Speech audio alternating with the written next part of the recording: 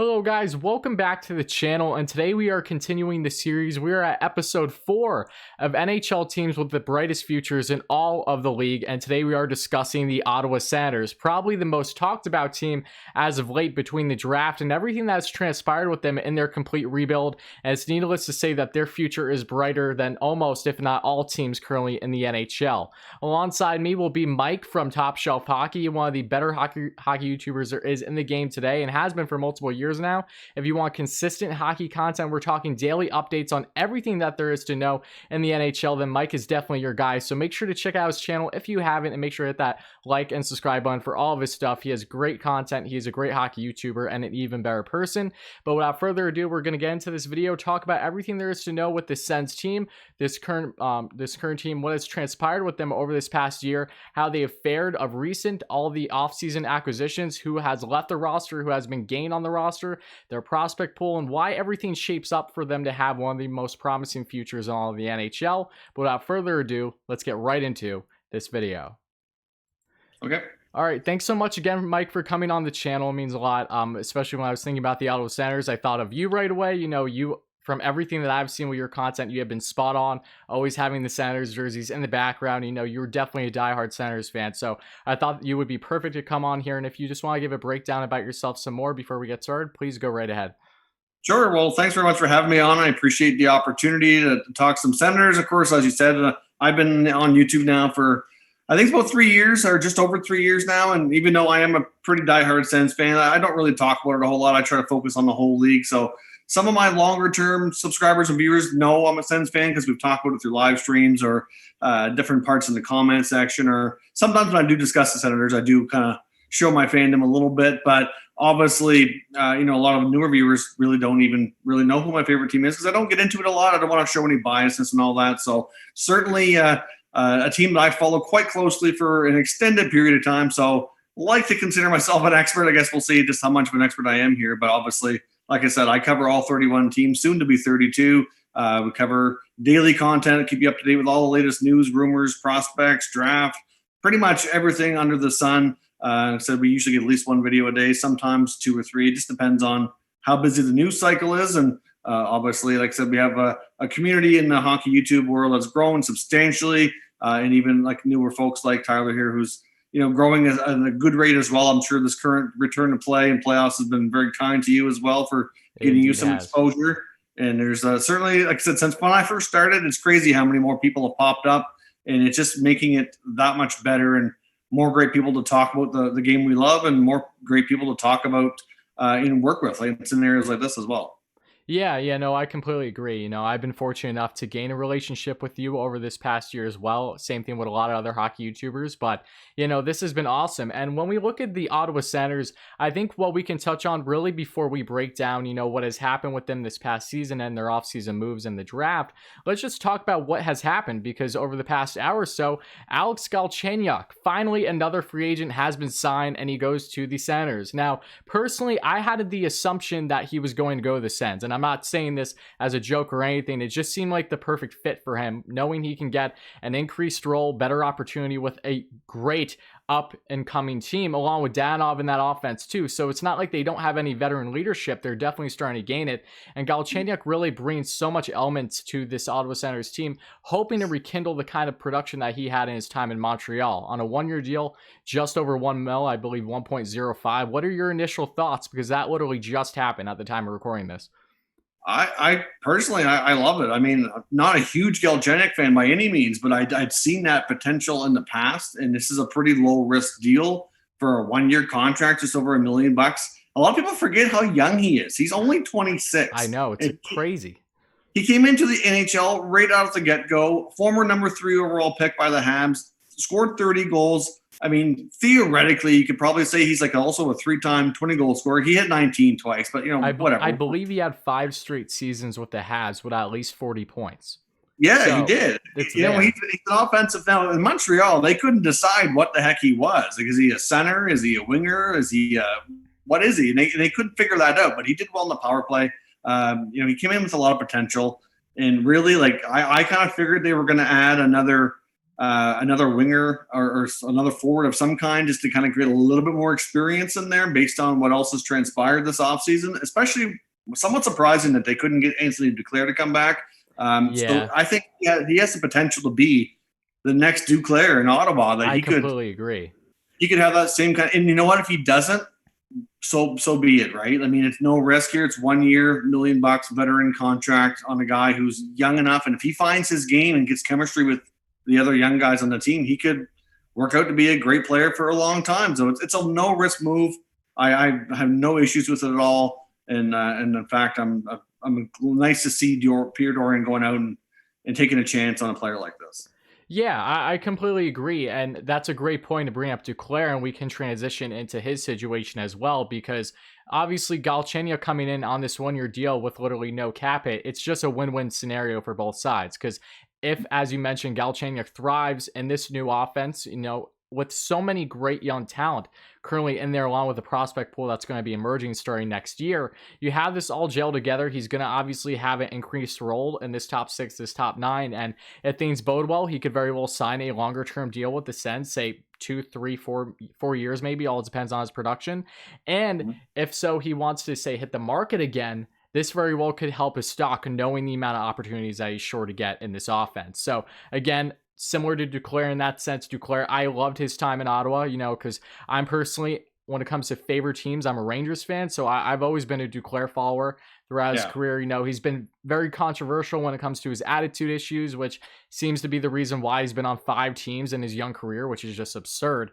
But I know that he is representing himself now, and he definitely feels that he's worth more than what the Senators were even willing to get him, because they didn't even get to the point of going to arbitration or anything like that. He went from RFA to UFA, which is not common, but it did become more apparent this year given the flat cap. So Duclair is a guy that I really hope the best for. It was unfortunate to see him leave Ottawa, just because I really believed he would continue to get a strong opportunity there, which could help his stock say more long-term and being more consistent. So that left me a little bit of a head scratcher, but obviously both sides have their reasons at the end of the day. And what are your initial thoughts outside of what you've already touched on?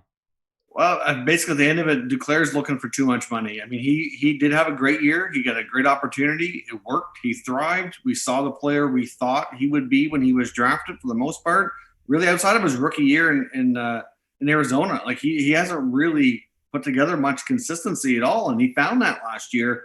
And on a young team with lots of cap space, like you said, it was a head scratcher. But now that we've kind of found out that he's looking upwards of $4 to $5 million, I'm glad Ottawa said, that's okay. You go test the market, because he scored 20. I can't remember how many, 22, 23 goals, whatever it was. But like, he had like bulk of those in the first half, and then he went cold for like 20 to 30 games. Yeah, he's very streaky.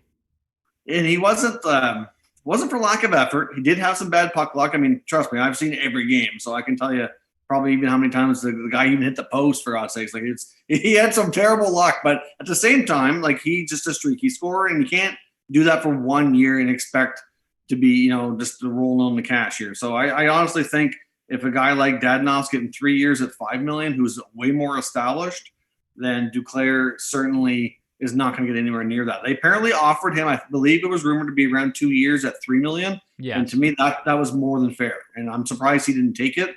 I'm surprised he got rid of his agent.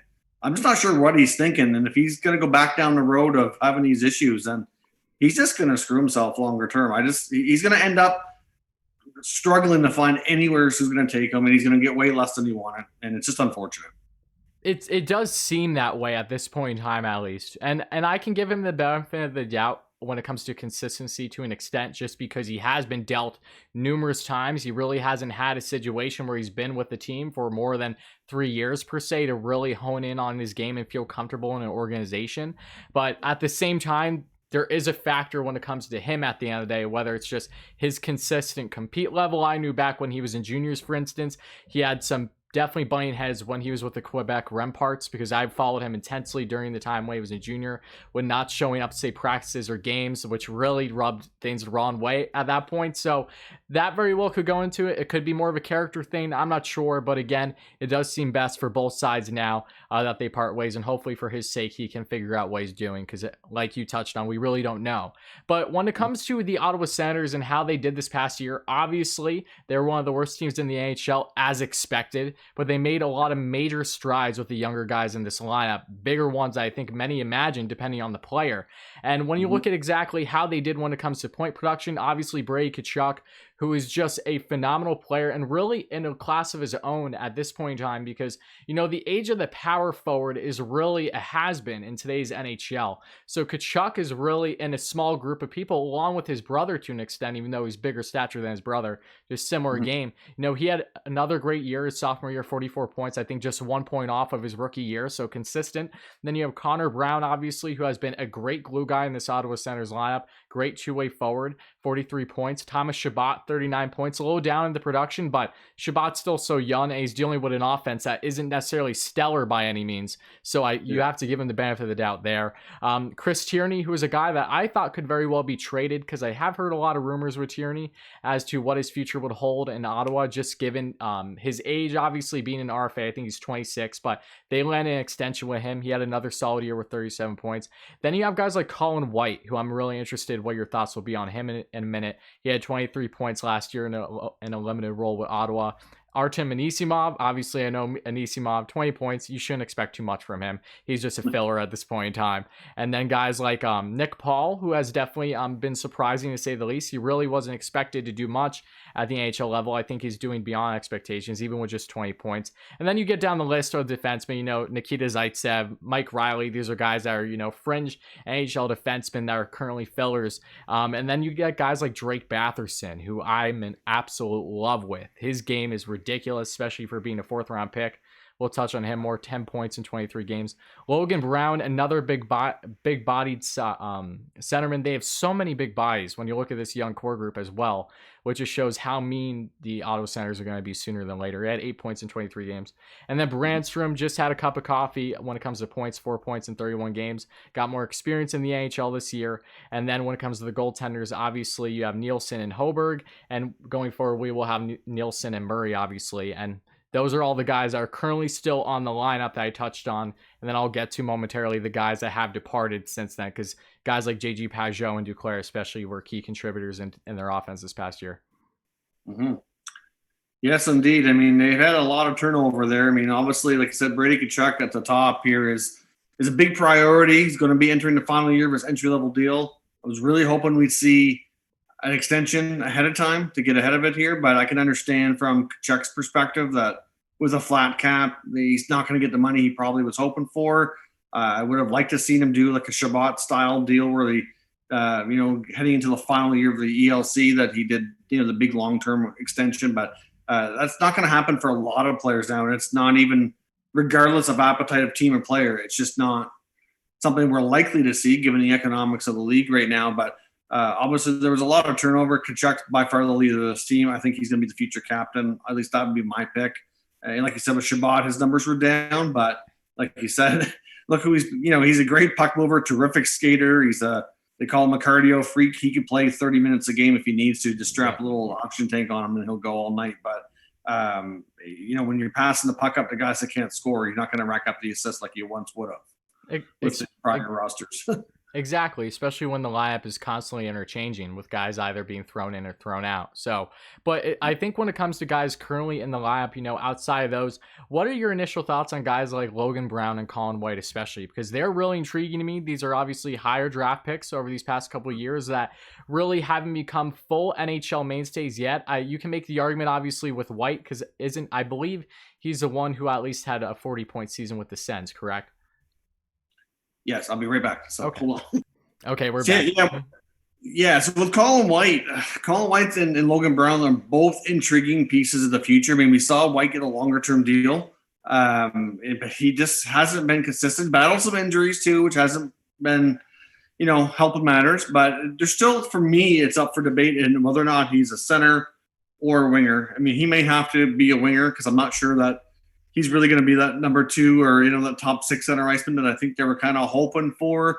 But obviously you can tell that the Sens and Pierre Dorion and his staff, they love those U.S.-born players that go through the U.S. National Team Development Program. They've got a ton of them. A lot of them are good buddies too, which is, good in a way for building team chemistry. They all know each other, like Tkachuk and White, Norris, etc., Brown.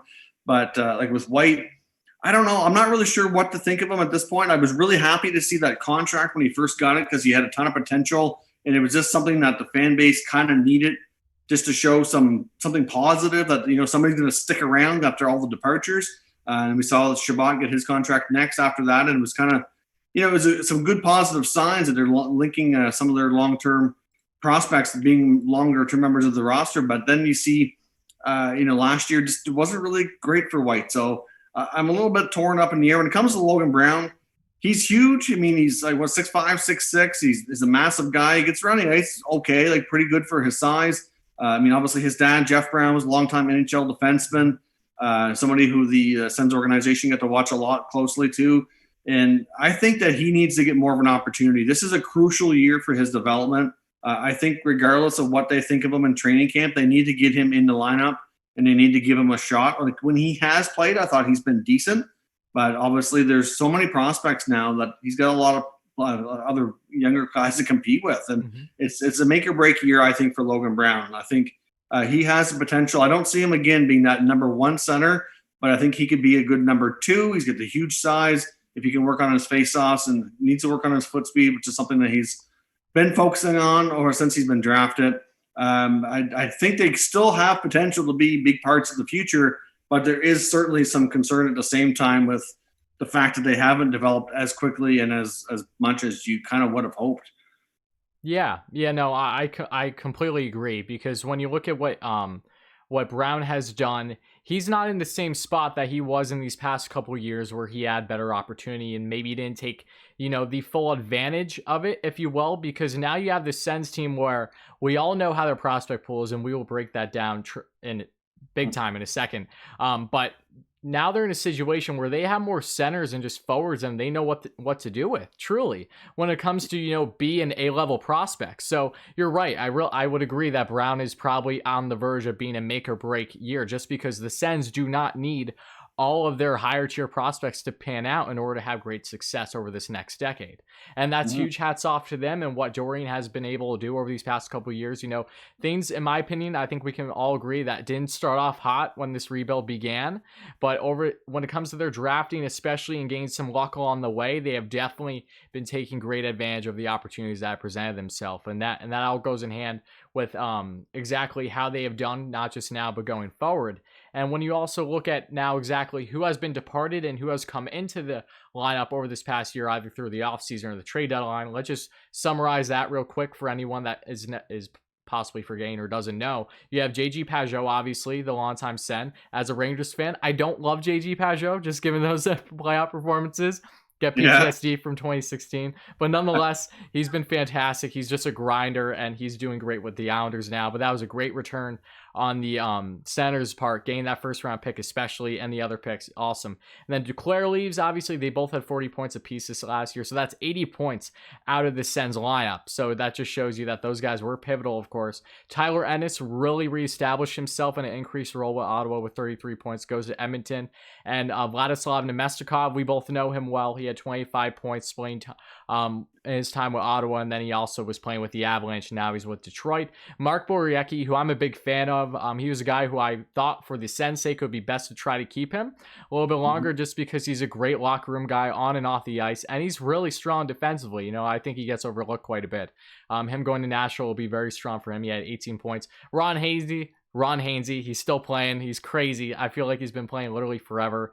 12 points. He goes off in free agency now. Dylan DeMello, who was very solid in his short stint with Ottawa, puck-moving defenseman, is with Winnipeg, had 10 points. And then you have other guys too, whether it be the likes of Bobby Ryan, who we know the story there, just seemed best to part ways. But he's with Detroit now. And then Jace Howard, who just had a cup of coffee with the Senators as well for the most part. But when you look at those guys departed, and then you look at who they brought in, I think the Sens have definitely had a strong offseason, to say the least. You bring in Josh Brown, a young, controllable defenseman from the Panthers for just a draft pick. Can't go wrong, because he was a pending RFA at the time, as we know. Then you have Evgeny Danov, who I don't think any expected to go to the Senators. I surely didn't.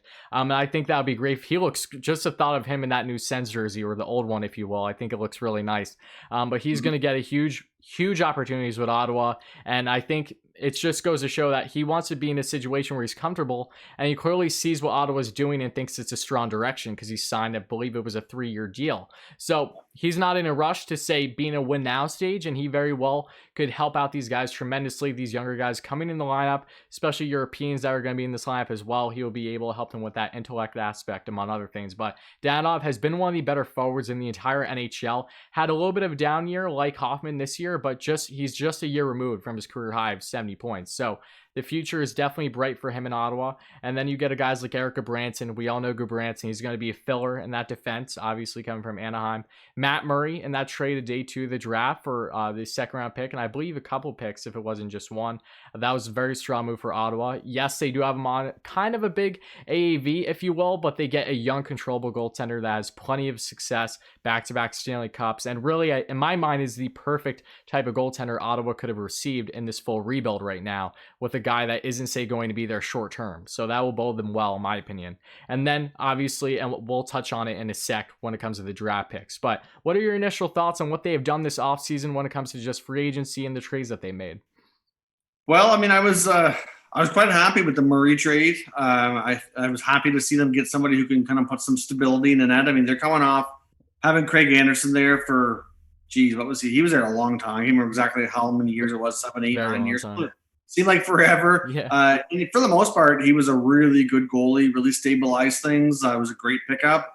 But the last year or two, you could tell he was losing his touch, and it was coming to the end for him. He just didn't have it anymore. And he couldn't take that 40 to 50 shot load that the young defense was giving up in front of him either. So exactly. Nice to see them get a guy like Murray to stabilize things. They did have to, I think, had to overpay a little bit on the contract to convince him to sign longer term. Obviously, that was their intent. I kind of thought it might be closer to five. Like I probably say they overpaid by about $1 million. But yeah, I agree.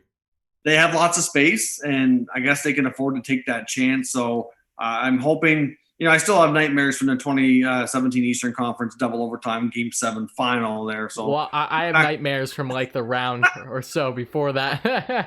So the fact that Murray's on our side now is, I guess we'll take it. But that was I'll never forget that game. That's for sure. But that was a good acquisition, but they did overpay a bit. When it comes to, obviously Pajot went at the deadline, and originally I wasn't real thrilled. I was really hoping he'd stick around. Actually, I don't know if you can see all on camera here, but I've got Pajot jersey on. Oh, there you go. I love the O jerseys too. Those and the cream beige ones. Those are probably my favorite. Yeah, the one from the outdoor game. Mm-hmm.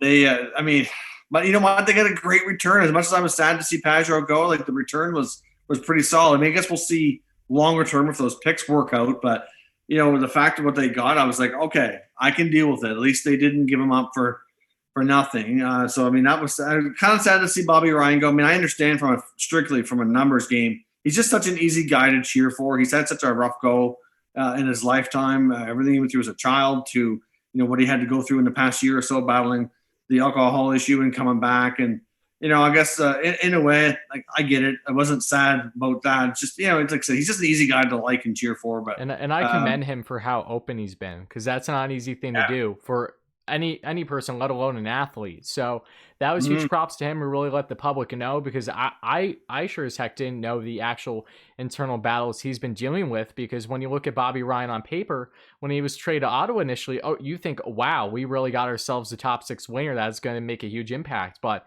things just didn't go as planned, obviously, and for a good reason, because we know now. But I wish him nothing but the best. I think he'll just thrive in a similar role, really, than with Ottawa, now with Detroit. Absolutely. See, and the thing with Ryan too, like he, of course, that's when Brian Murray was still GM. We lost Daniel Alfredsson to Detroit of all teams. Yep. And then they pulled off the Bobby Ryan trade. I think it was either same day, next day. So it was like, okay, well, it kind of made dealing with the Alfredsson loss a little bit easier. And he came in and tons of potential. Had a hard time finding a center iceman to gel with, but. It didn't work. He's had so many injuries. The guy's got the worst luck in the world. Like, his fingers are going to be so arthritic when he's old because he's had so many broken fingers and broken hands and hand injuries. It's ridiculous.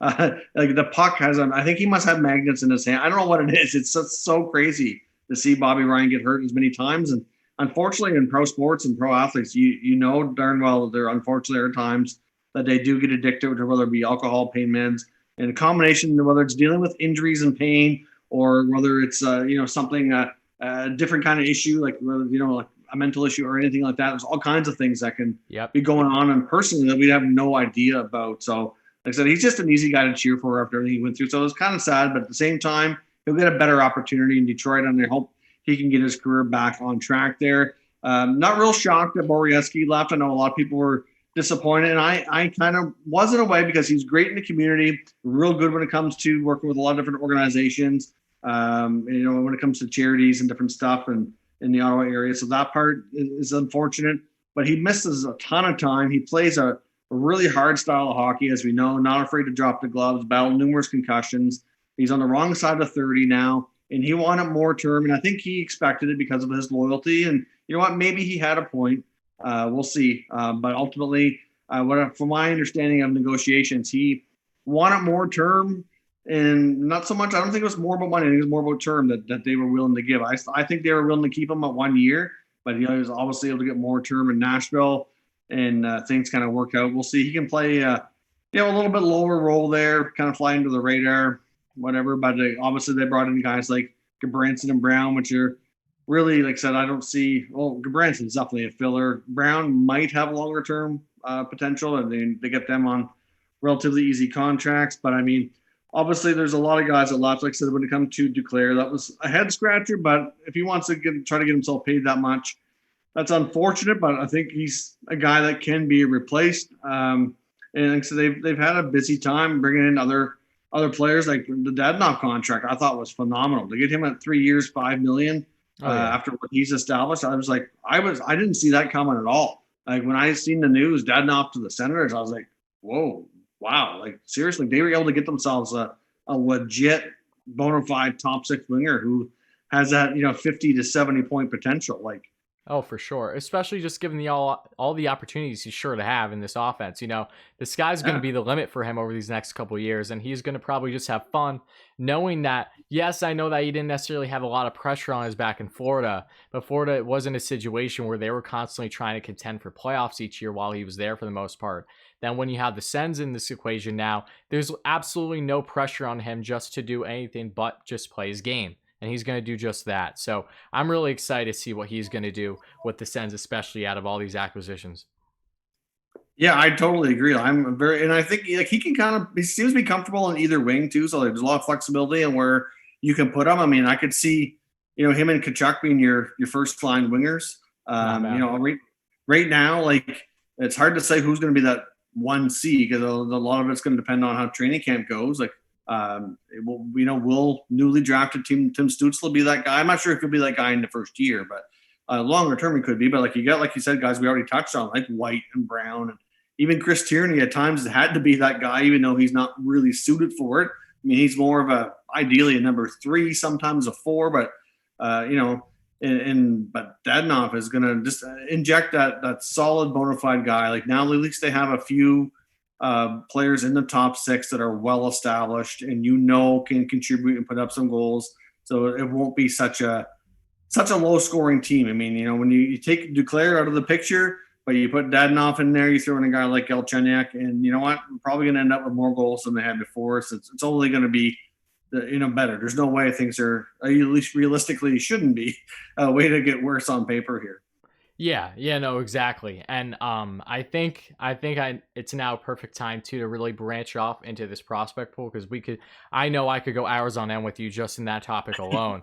But yeah. If you had to guess, as of right now, between players on the roster and prospects on the come up, how many players would you say are first round picks? Because I have the answer. I want to know if you know that are guys that could very well all have key roles in the Sens lineup over these next couple of years.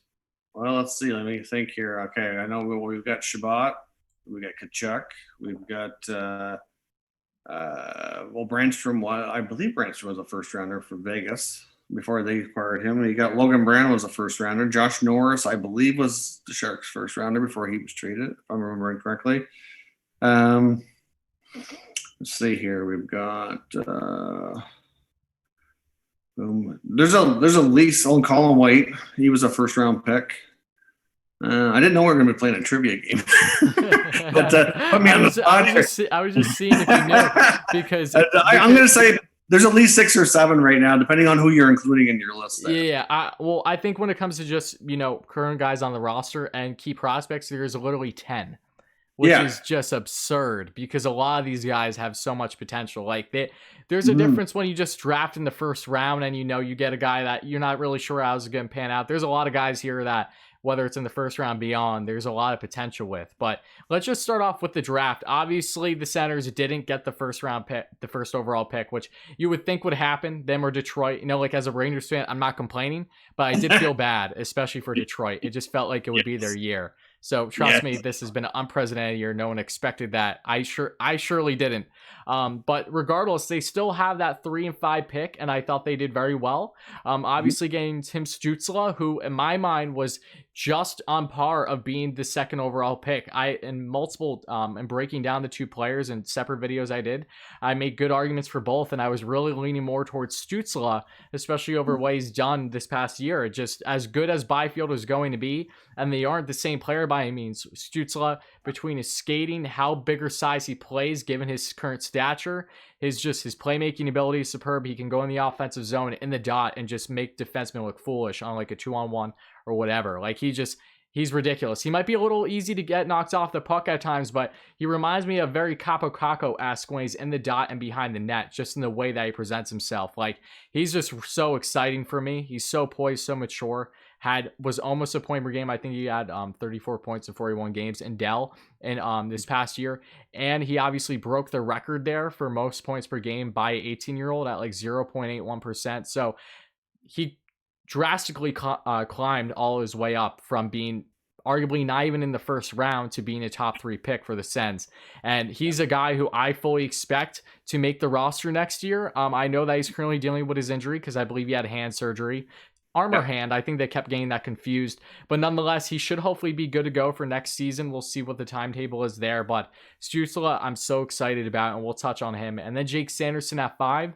Sanderson is the best defensively minded defenseman, in my opinion, out of this whole draft class. Drysdale, you can make the argument, is the better all-around defenseman between the two, but Sanderson has just that whole package to really make the league as soon as next year. He won't, because he did commit to college, so he will probably be away for at least 2 years, I would say. But he is a guy that is just going to eat those minutes right away and is going to help greatly with a lot of these other defensive prospects that are more puck movers. Sanderson doesn't need to worry about bringing up the rush or anything like that. He can stand back, and if he contributes offensively, then great, but that is by no means what his objective will be. In my mind, he reminds me of Ryan Graves in the sense for the Avalanche, where he's that big body defenseman, can just sit back and let the guy to his right, whether that'll be Brandstrom or possibly Shabbat if he plays his off, whatever it may be, and the other guys in this prospect pool. So I was really happy with those 2 picks. I was upset to see Marco Rossi be passed on by Ottawa. I really want to see that happen. I'm sure maybe you felt a similar way, but a defenseman was expected. So what were your thoughts come draft night? Well, no surprise on Stützle. The number 3 pick was probably the easiest pick in the entire draft because, like you said, between Stützle and Byfield, there was an argument for both to be number 2. Like, this doesn't mean they're the same kind of player, obviously, like I said, but very different in a sense. But they both had so many good attributes, and they both really, to me, stuck out above the rest of the draft class. Like, you had one tier of Lafreniere, then you had the 2-3 tier of those 2 players, and then the rest were a step down. So really, I think they had the easiest pick. They had to sit back and say, who does LA take? We're taking the other. So at the end of the day, I would have been quite happy with either. Both of them have potential to be a number 1 center. I mean, Byfield, more than likely 99% is going to be a center, where Stützle has that potential to be a winger. But even if he is, I mean, he's even drawn some comparisons to a guy like Patrick Kane with his offensive abilities and like how he skates and his stick handling and all that. Like, he has that potential. He could have, because a lot of guys like Kane don't always, there's not a lot of players that play the wing but have the impact that he has, and he has that potential. So to me, it doesn't matter where he slots. He's going to be a game breaker, game changer in Ottawa. So I was thrilled with that pick. I was just, when they announced Byfield at 2, I was like, just don't screw it up. Take you know what I mean? I didn't want to see some off the wall thing like we saw with Columbus. I was like, just don't do it wrong. Just take them. And at 5 with Sanderson, I'm happy with the pick. Again, I think he's a player that they don't have a lot of, so it's a unique kind of opportunity to grab a stud defenseman who can really, like you said, he's going to be a couple years out. I know he's going to play at least 1, probably 2 years of college hockey. We'll see how that goes. Obviously, where he's going to be playing, they have other prospects there too, so they can kind of keep an eye on a lot of guys at one time, which they seem to be fond of. They don't have a huge scouting staff, and they kind of keep a leaner management group and scouting staff. So, like, obviously, they can kind of, keep an eye on players. They seem to be fond of that. They kind of have certain parts that they kind of always draft from, which is kind of weird, but they've been able to get a lot of good players. So, correct me if I'm wrong, but aren't the other 2 players Shane Pinto and Bernard Docker? Yep. Yeah, that's awesome. Like that's a fun team waiting to happen as soon as next year. So oh yeah, that's going to be a fun team for sure. And like I said, like, and Pinto's another guy. Like he wasn't a first rounder, but yeah, second round another pick. guy who, like, he looked like last year in the World Juniors, like he was phenomenal. So like another American born player. Like they love their US players, but you know what? So do I right now, because a lot of them have been phenomenal. So as far as Sanderson goes, back to him though, like I was torn, because I knew that from what I had heard, there was a real strong potential. He was going to be that pick, and I was trying to wrap my head around liking it, because I knew whether I liked it or not, it was probably going to happen. But secondly, like, he's a player that they don't have really, like in a true sense. I mean, Bernard Docker could be a similar type defenseman, but like they really could use it. Makes sense to grab a forward and a deep, but there's just so many good center icemen. And as much as we look at the guys we've already talked about for center prospects, they do have a lot of them.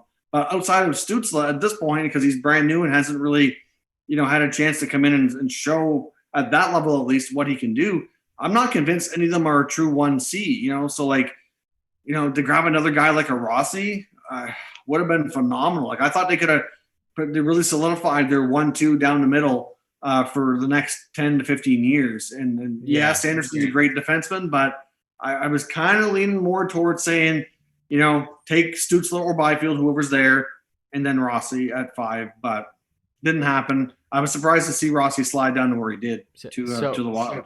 So was I. It really flabbergasted me. Like I was live streaming as that happened, and I had the anticipation that if it would be mainly because of his size, being only like 5'9", and we still live in a day and age where scouts have a tendency to really overlook one's production based off their size. I don't know how many examples of the Brain Points, the DeBrinkets of the world, for example, that we need in order to really show, because Rossi's amazing. But yeah, no, I completely agree. Rossi would have made a lot of sense just to stay in Ottawa too. It just seemed like a perfect fit type thing. But I understand where Ottawa was coming from at the end of the day, because now bringing in Stützle, who is a centerman but can play the wing, obviously, he has more flexibility there. But when you look at some of the biggest name prospects for the Senators outside of them as it is, they're all centermen for the most part, or they're flexible and can play the wing. So you have a lot of these guys that are probably going to adjust their game in hopes that they are, say, in the Sens lineup over these next 5+ years, that they very well could be playing a wing, which is something that they weren't fully accustomed to in junior. So that is a thing where it's like an embarrassment of riches, just having so many centermen as it is. But again, I thought they had a very strong draft. Breen and Murray, I thought, was really strong on their part. And I really liked their pick too, their second round pick in Roby Yarventia. He was a very interesting one. I don't think a lot of people expected him there, given there was other guys available, because I don't believe Gunler was taken yet. I know Mishek wasn't taken yet. There were a lot of solid forwards still available, but he is a power forward playing in Liga, and is another guy who is just going to really help round out this core group for the future as they're in this full rebuild. Like as a Rangers fan, I can tell you they focused a lot on grit and really trying to add guys that they know are going to help round out for the more skilled players in the lineup. Not that Roby isn't skilled. He is. He has 8 points in 10 games so far in Liga this year. But nonetheless, he brings a different element to this Ottawa Senators team that is really, I think, just going to help balance out with, say, Brady Tkachuk, for instance, and a couple others. Because, yes, the Sens do have some bigger body guys as of now, but just because they're bigger body doesn't mean that they necessarily play that type of power forward game. So I thought Brian Himmin was very strong as well, right in that second round. And then if you add that on, this Ottawa Senators prospect pool was already arguably the best in the entire NHL, if not top 3. Now you bring those guys in, I feel very hard pressed to suggest otherwise, because what really separates them from the rest, in my opinion at least, is kind of what we touched on, just the amount of high end talent they have. They, like I said, they have 10 first round picks that are either currently in the lineup or on the verge of going to be in the lineup over these next couple of years. And then if you look at these other guys too, Batherson, a later round pick, for example, and some other guys as well. Like, there's just so much reasons to be excited. And again, this Ottawa Senators rebuild didn't necessarily look like it was great when it first started. I left myself scratching my head in that Erik Karlsson trade, but looking back, that has worked beautifully. It's just crazy how things change in just a short period of time like that. And bringing in Josh Norris, obviously, who's just going to be huge for Ottawa, brings another element as well. He's only 21 years old. Here, I'll go down the list quick just so you can get an idea, because you probably know this, but just the amount of youth currently in this lineup and going forward. We start with Colin White. He's only 23 years old still. Can play both the center and the wing. You have Josh Norris, another first-round pick back in 2019 by the San Jose Sharks. Centerman had over point per game in the AHL, as did so many guys over this past year playing the AHL. And like their first year for the Senators, that was ridiculous. He had 61 points. And then you have Brady Tkachuk. Obviously, he's only 21. Sky's the limit for him. Can play both center and the wing. But he normally does play the wing more, if I do recall. And then you get guys like Logan Brown. Obviously, he's only 22 years old, but he very well could be a prove-it year for him. Had 28 points in 25 games in the AHL last year's playing time. So he's still a point per game, as to many guys are that are just too good to be in the AHL, but are trying to make that next jump to being a consistent NHL player. Then you have Batherson, who again I'm ecstatic for. 54 points in 44 games in the AHL, 4th round pick, only 22 years of age, another center/winger. Then you get to Rudolph Balcers, who's a more interesting prospect. I'm curious what you think his potential will be at the NHL level. It's only 23 years old, 5th round pick in 2015, and he had 36 points in 33 games. He was originally drafted by the Sharks, obviously part of that trade. But then Shabbat, he's only 23 years old. Then you get to Abramov. Am I saying his name right? Abramov? Yeah. I mean, there seems to be different people. I usually say Abramov, but I don't know. Yeah, he's another one. If I do recall correctly, did he come in the trade with Dzingel? Yeah, he was from Columbus draft pick. Yeah. Okay. And he had 41 points in 51 games last year in the AHL. Then you have Lassie Thompson, who's a very interesting prospect, one of the more coveted ones for Ottawa on that defense, right-hand defenseman, currently playing in Liga, just drafted last year in the first round. He's 20 years old. He's going to be very interesting to see when he makes the NHL, sooner rather than later.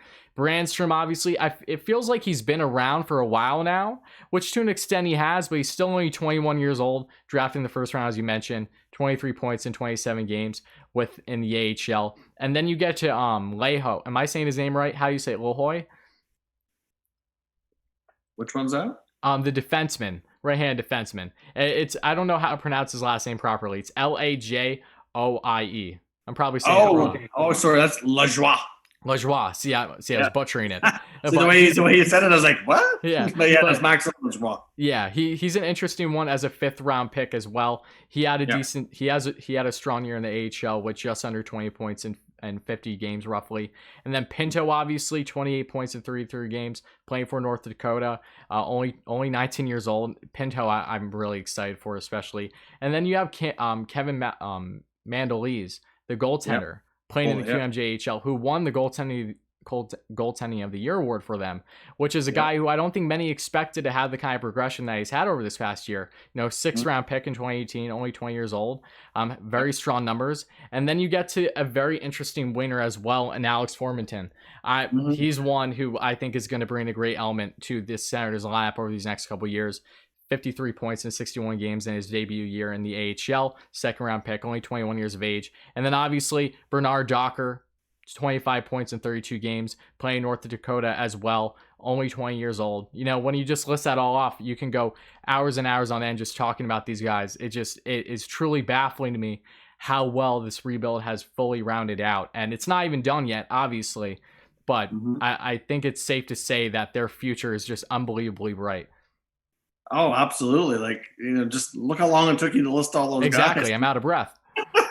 A lot of teams you would have been done a couple, usually have 2 or 3 players. I usually do a top prospect series every offseason looking at between 5 and 10. And there are teams that I struggle to get 10. There are teams I struggle to get 5 that really players that I feel honestly have a chance. But like, in this case, there's like, you can make a whole new team. And that's assuming, of course, that they all make it, which they won't, unfortunately. But, like there's certainly a few that I expect to take steps this year. But like you, out of all the ones you mentioned that are not already getting more of an opportunity in Ottawa, but he did touch upon, was Jake Batherson is by far my favorite prospect amongst the guys that didn't get as much of an opportunity last year. He's a player who is a prime example of perseverance. Don't give up. Just because you didn't make that AAA team at age 15 or 16, or you can't get into the junior or, well, in Canada at least, like if you can't get into the QMJHL or OHL or WHL or whatever, like as soon as you're eligible, stick with it. Like he was passed over. He was drafted late. He got into junior hockey late. He was a late bloomer. Once he finally got into junior at an older age, and then he took off, and then the Senators were able to grab him where they did in the draft because he was a late bloomer and he was older. So a lot of teams don't give that as much stock because it's usually theoretically, a red flag. Yeah, like for a lot of players, like if you're getting close to aging out of junior, you should be dominating. And that doesn't mean you're going to translate into an NHL player because you're playing against guys 2 or 3 years younger, and you should be putting up better numbers. So it can be deceiving, but it also helped too that his uncle, Denny Vial, was a former member of the Ottawa Senators way back in their early days, of their second incarnation when they came back to the NHL in the early 90s. So there was some familiar family history there as well. And he's a player that I've had a chance to see play live a little bit, playing where I live. I'm close to, because I live here in New Brunswick, and we have some of our teams that play in the QMJHL, like the St. John Sea Dogs, Moncton Wildcats, Acadie Bathurst, and all that. So like I've seen him come through here, and I had a chance to get even to play some or watch some playoff games his last year junior, and just phenomenal kid. Like he's got huge size, great hands. I'm not sure he's going to be a center, even though he could be. I think he's going to be more of a winger at the NHL, but still, like, really ecstatic for him. I think he could be a solid 25, 30 goal scoring winger. Alex Formanton, got all that speed. It's just a matter of his hands can catch up to his feet. He kind of reminds me of Dzingel in a sense when he first was breaking into the NHL. The guy would get tons of breakaways but couldn't finish because he didn't have that. Carl Hagelin for me. Yeah, like the hands, the feet the motor was so crazy, but the hands couldn't catch up. And, and he seemed to be getting better with that. He had full year in the AHL. I mean, he came out of the London Knights program, and the London Knights put out a lot of great players. The Hunter brothers know how to find talent and develop talent. So obviously I'm excited about those two. They should have a more does feel like he's been around for a while, but when they traded Mark Stone, which was a major bummer for me. Mark Stone's one of the top 10 players in the NHL, in my opinion. His transition game and just his overall two-way game is just unprecedented. It is. It's really hard to do anything but admire. It really is. And to see him from a Sens fan perspective, to watch him come up through the ranks and to see how much he grew and developed. Like the guy could barely skate when he got to the NHL. That was a big knock on him. That's why he was a late round pick. His skating was really not great.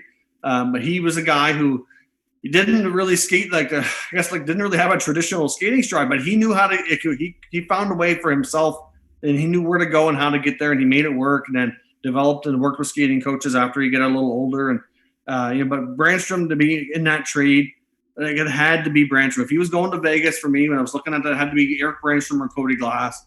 And Eric Brandstrom still, and he's playing over in Europe, and he's started off really strong here for the current season that just started over there. I think he's almost like a point per game player, close to it, I believe. So he's a player I fully expect to be, along with Shabbat, the two stud D on this team for a long time. So with what's already in the roster in Ottawa, and some of even you only need a few of these guys to really be real big time players, like just the ones I've mentioned. A lot of the other ones are a lot of potential too. Like I really like Shane Pinto. He's another one, could be a second round steal. Abramov came over, like I said, from Columbus in that Dzingel trade, or they made multiple trades with Columbus. I'm not sure if it was the Duchesne or Dzingel trade, one of the two anyways. That's true, yeah. I can't remember which one was, but I knew Duclair. I think Duclair was for Dzingel. Abramov could have been. Anyways, it doesn't matter. I'm not sure why they didn't just do one big trade, but anyway, I'm not completely sold on him. Balser's another piece that came from San Jose. I think he has potential. I don't see him having the higher end potential. I think he'll be more bottom six, a bottom six guy, but I think he could be somebody who plays a regular full time NHLer. I mean, and to look at that, like I said, with that Carlson trade, when it first happened, my reaction to the return was, "That's it." Yeah, you kidding? Like it was very underwhelming. Like throughout the hockey community. It really seemed that way, and then I was like, "Oh no! Like, what did you do?" Yeah. And and then now look at it, and it's like, okay, we got Josh Norris. I mean, DeMello didn't stick around, which is unfortunate. I really thought they should have signed him, but they have so many other guys who can come along through the prospects and replace him, which is, I guess, probably why they let him go. But still, they got Norris, DeMello, they got Tierney. They got that pick that ended up being Tim Stützle. Who would have predicted that? San Jose didn't. I can assure you that one. So like all of a sudden, this is looking pretty good. And now they've got Erik Karlsson on that mega big buck long-term contract that they're probably going, oh no, what do we do? Yeah, they have many contracts on that defense like that. Oh yeah, that's ridiculous. Mm-hmm. Yeah, but it's just, I think we can agree that when it comes to Ottawa, what really separates themselves from the rest when it comes to teams in particular that I'm touching on in this series with having the brightest futures in all the NHL, what separates them from the rest is, even though that Stützle maybe one could argue isn't to the level of, say, other grade A prospects that teams have in the NHL, like a Lafreniere, for example. There's no doubting that he very well could be that next huge face for Ottawa and for a very long time. And then you add him in this mix with what they have already. It just, the youth is ridiculous, and it's just infectious.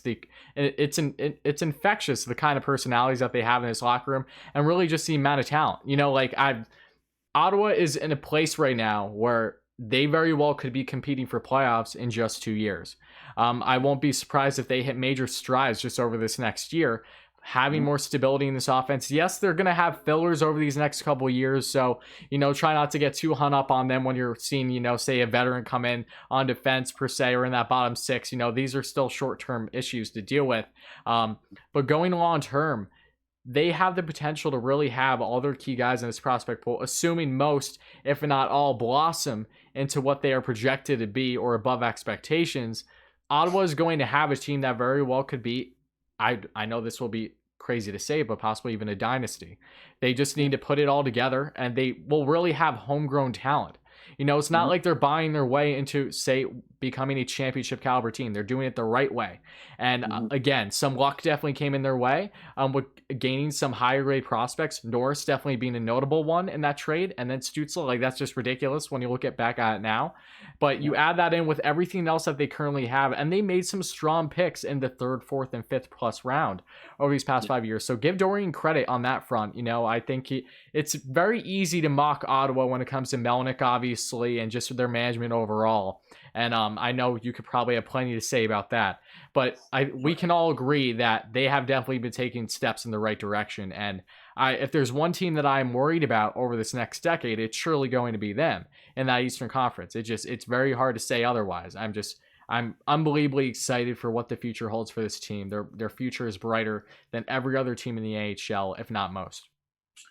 Yeah, this future is bright for sure. I mean, like I said, we could do a whole other video here talking about Eugene Melnyk, but we'll save him for another time. But like at the end of the day, like Pierre Dorion came from a scouting background. They've scouted well, they've drafted well, and really, like I said, especially given the limited resources and what they have on staff, it's amazing that they've been able to do the job that they've done. But even before, when things were still a little bit better back in the Brian Murray days before Dorian was the GM, when he was just the assistant.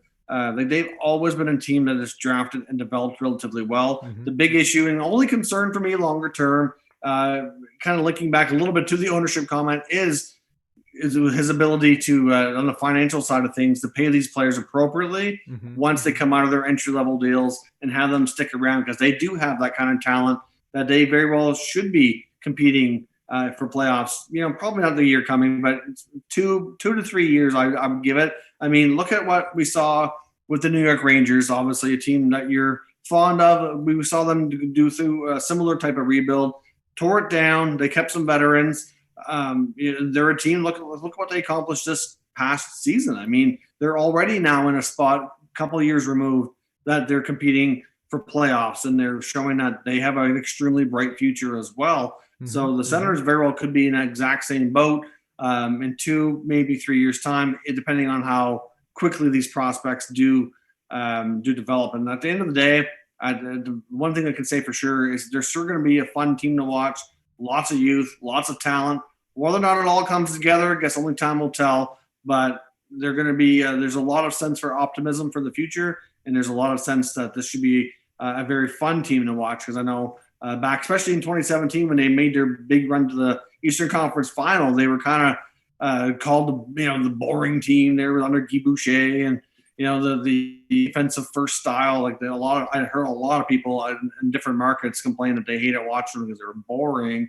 I'm like, well, it worked. I mean, they went far, and it's a proven strategy. But they're not going to be that kind of team moving forward. They're a whole different style, and they're going to be an offense first. But at least they've remembered that they need to have a blue line, they need to have a goalie, and they need to have all aspects of the team. You see some teams go through rebuilds like with the Leafs, for example, and they're just so focused on the offensive forwards that they kind of forgot that you need other aspects of your team too. And like the Rangers, built very similar to what the Sens are doing. It's almost like they're trying to copy them to a degree, but I mean, it's a recipe for success. Like they've got a good mix all around, up and down their lineup on all three positions between your forwards, your defense, your goalies, all kinds of prospects there that are going to potentially make this team really fun and hopefully very successful here in the coming years. Yeah, and before I let you go, because I know we're reaching an hour here, I just want to touch on quick too. And when it comes to the comparison with the Rangers, there's a lot of fun things to add in this as well, because yes, both these teams, they faced off in the playoffs just a couple years ago, and then going into the next year, everything imploded for both of them.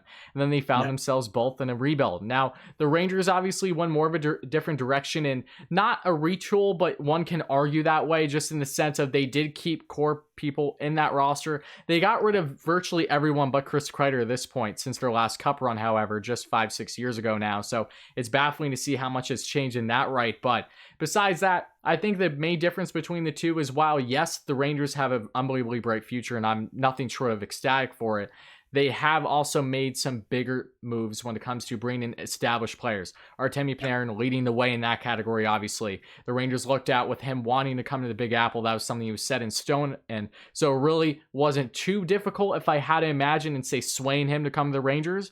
And then Jacob Trouba, another situation where things just soured with Winnipeg, and because of his girlfriend's situation, wanting to come to the U.S. and all those things factoring in. So the Rangers definitely have added some pieces, and Adam Fox as well. Fox didn't want to play with any other team but his favorite team in the Rangers. I can't blame him for that. So that's what he did.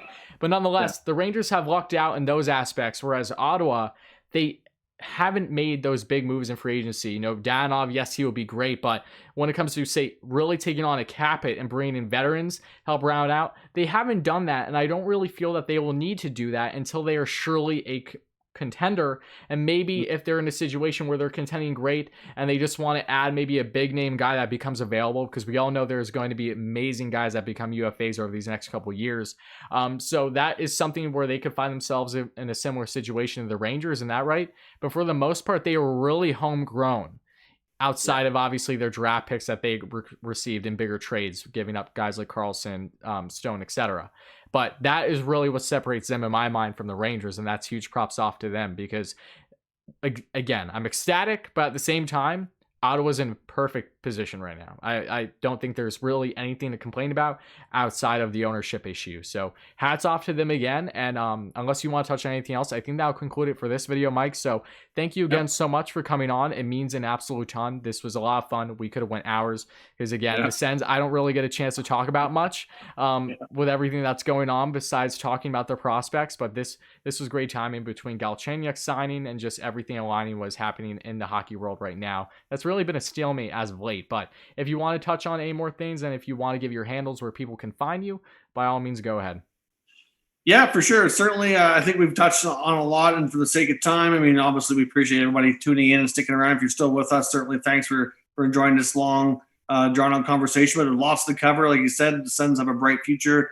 Lots to talk about. And the main difference between the Rangers, I do agree with you 100%. They did get, to a degree, a little bit lucky, but at the same time, they did have to work for it and get those players. But And, like I do see the Sens not needing to go down that road just yet, but in a couple of years' time when they're ready, obviously adding that one extra big piece to put them over the top to be more legit probably would be something that we'd see them do. Obviously, again, thanks for having me on. It's been a lot of fun talking. Certainly, like I said, we could go for hours. There's so much to talk about when it comes to the future of this franchise and all these great players. It's hard to, the fact that we went this long and there's still a lot of players we never even really barely touched on or barely get mentioned. But for anybody who's newer and if you're not familiar with me, again, my channel on YouTube is called Top Shelf Hockey.